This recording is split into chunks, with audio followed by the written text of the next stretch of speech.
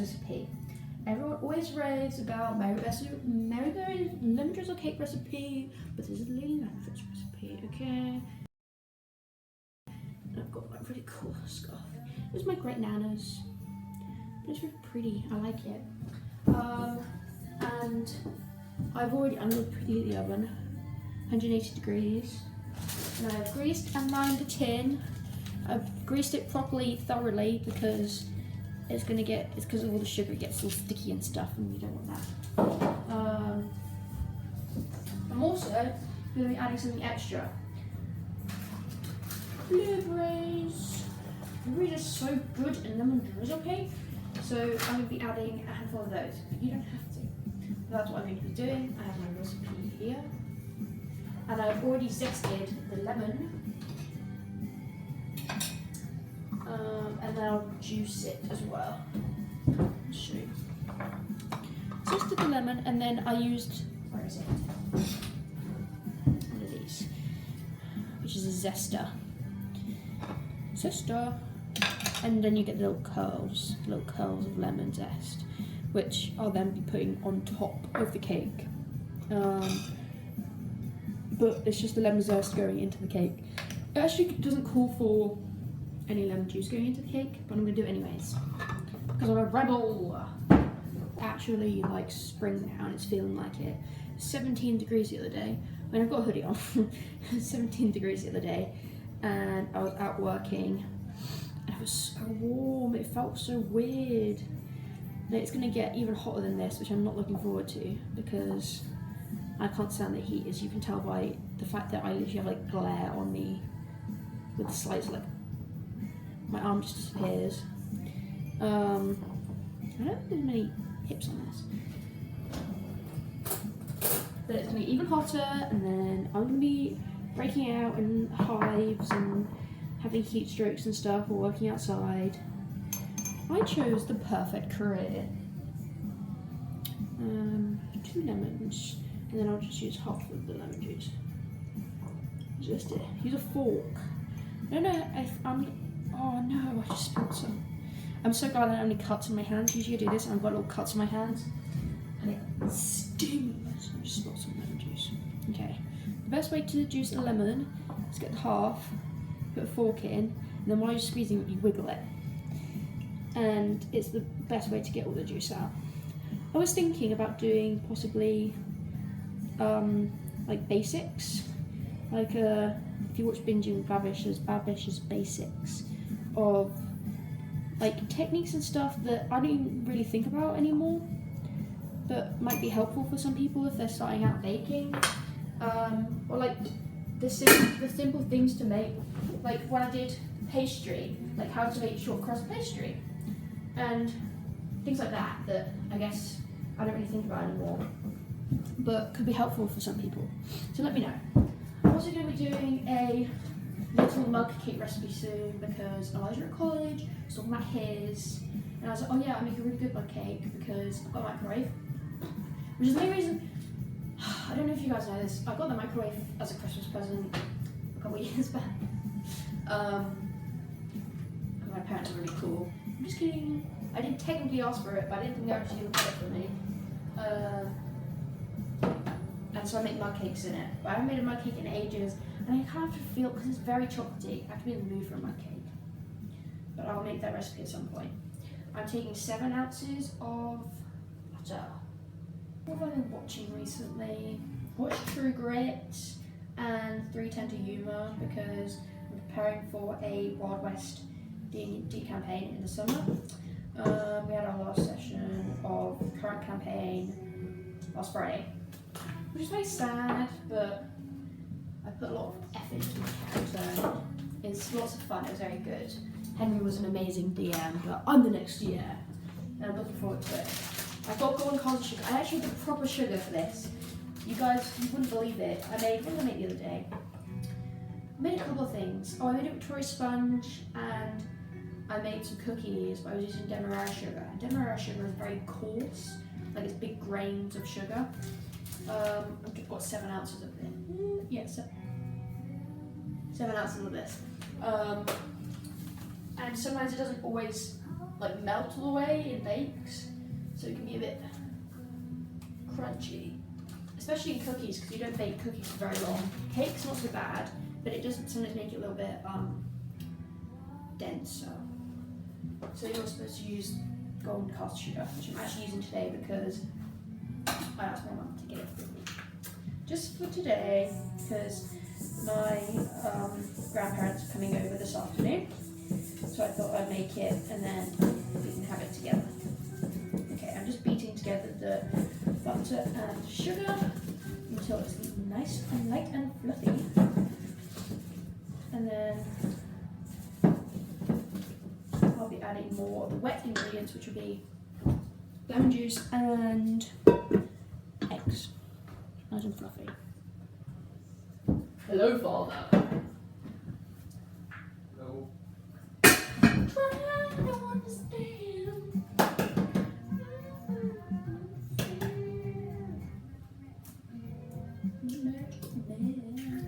I was watching Medieval Fair the other day. Oh, so good.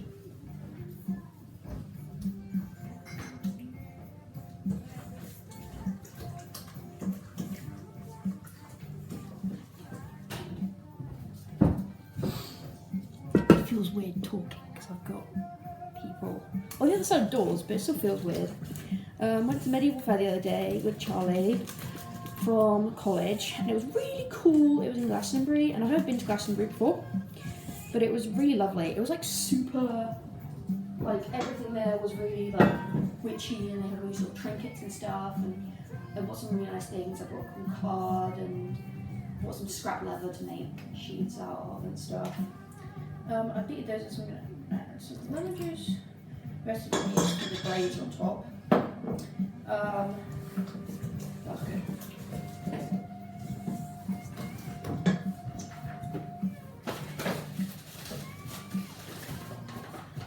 What do we do? There was,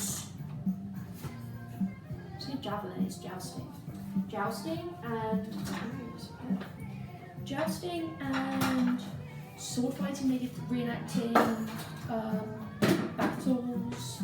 That was really good. It was all very loud, they had cannons and stuff, so I was a little worried, but I ended up being okay, so I was really proud of myself. Because even Charlie was spooked at some point. Of course, I've got, oh, that's a perfect amount, 7 ounces of flour. And then to that I'm adding 3/4 of a teaspoon of baking powder.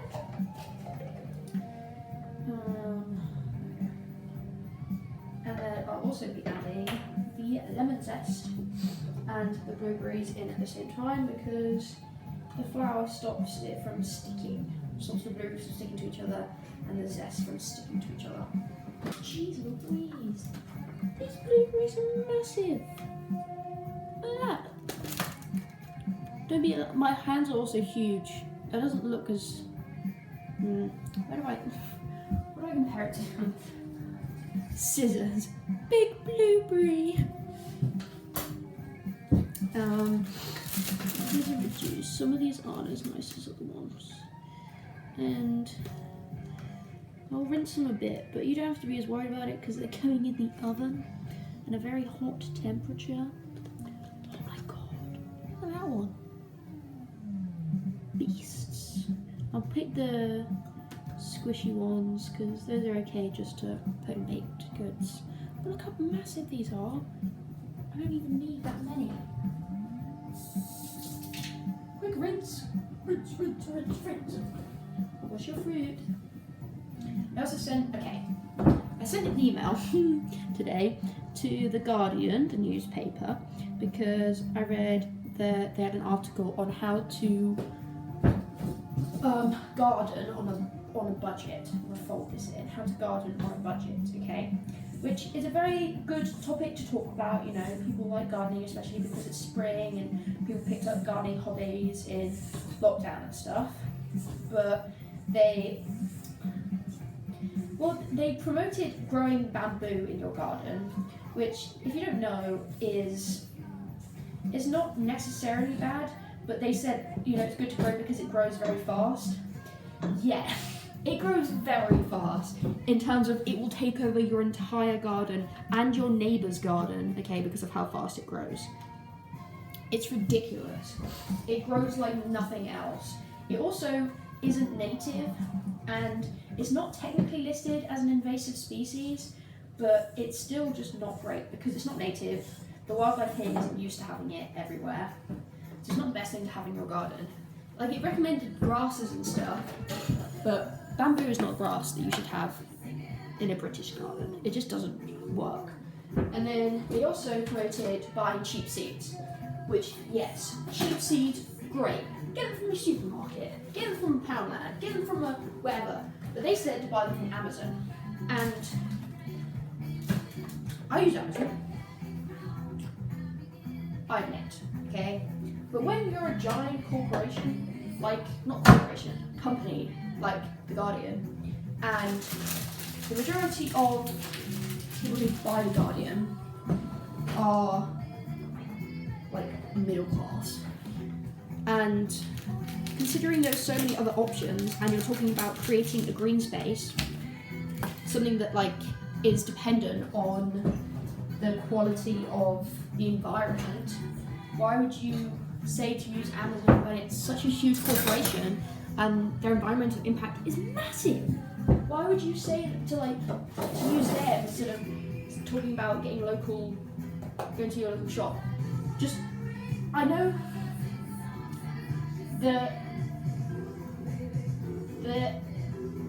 main point that they were making was budgeting, but people are more likely to read an article about budget gardening than they are about sustainable gardening. So if you have, not a platform, but like a place to talk about gardening and you're talking about budget gardening, just slip in like native seeds. Like, it's not any more expensive to buy native seeds versus non-natives. Like, you could just stick those little bits in, you know? Native seeds, don't buy bamboo. And I don't know, it just felt very weird because it was like, you're promoting things that just don't work, and it doesn't make your gardens nice because lots of the plants are going to be accumulated to our environment, so they're not going to grow successfully. It just makes people more aware of that their garden is their own little habitat, and it's their own little ecosystem, and they're in control of it. And if they want to make a garden that's successful for the wildlife, and if they want to see the hedgehogs and the birds and things like that, then they need to make it a good enough haven for them. I don't know.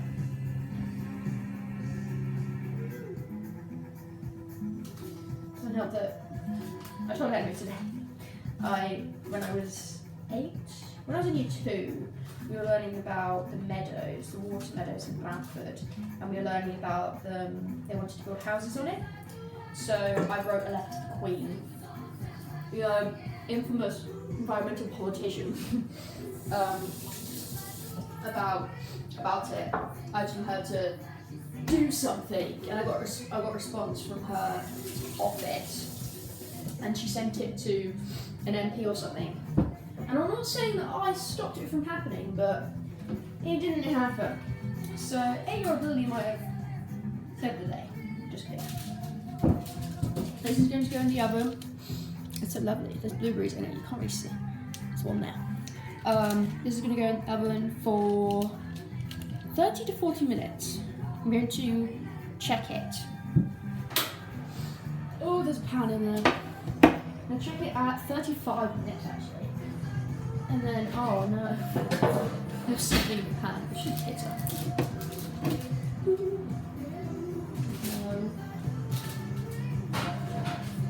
I used a loaf tin. You don't have to use a loaf tin. You can use a cake tin, but if you're going to use a cake tin, you might want to bake it for less, so 25-ish minutes, because there's going to be a larger surface area with a loaf tin. Because it's deeper, it takes longer to cook all successfully through. So if you use a cake tin, just bake it for a little bit less longer, otherwise it will start to burn on the outside. So I'll come back in 35 minutes, and I'm going to make the syrup, which will go on top, which creates, you know, the crunchy, sugary, lemony top for it. I'm trying to sort out the bad blueberries. And then we can do that. And I'm going to eat this massive blueberry. Look at that. It's like the size of my face. Oh, it's so good. Oh, time for the mini whisk. No, I love the mini whisk. I love using the mini whisk especially. Oh, I nearly knocked it over. The mug cakes. Because it makes me feel like I'm a giant. This is actually a normal size whisk. My hands are just massive. I think I've already made that joke before. This is actually a normal size whisk. I'll show you the gigantic whisk. This is a gigantic whisk. This is a normal size whisk. Sugar and lemon juice. Oh, beautiful. And then when it's hot, it'll go on top and then it will melt and like crystallize. It's like, there you go. Perfect. And then I've got the little not tendrils, little curls. And those will be ready for when I come back.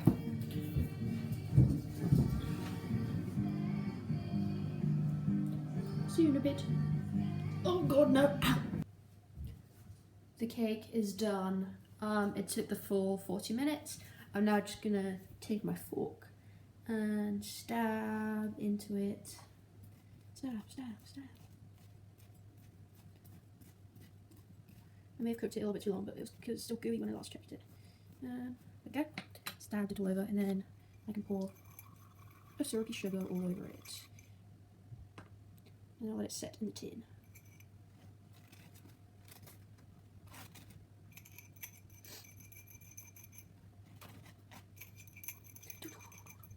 Yay!